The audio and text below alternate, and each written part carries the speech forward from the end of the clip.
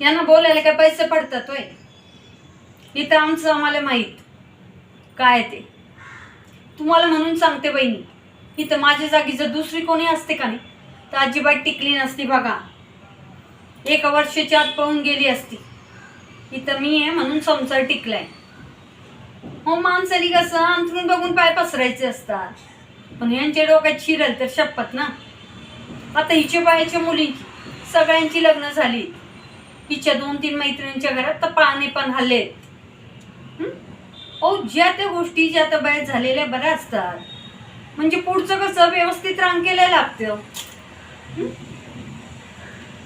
आता हिच्या आणि हिच्या बापाचे डोक्यात काय काय चाललेलं असेल. माझं मात्र ठरलंय बरं का, आता 1 वर्षाच्या किलो उजूनच टाकते बघा. वहिनी, तुमच्या बघण्यात आहे का व एखादं स्थळ असलं तर सांगा बरं का. ज्या घरात जाईल का नाही माझी लेक, त्या घराचं सोनं करेल बघा, सोनं. हा,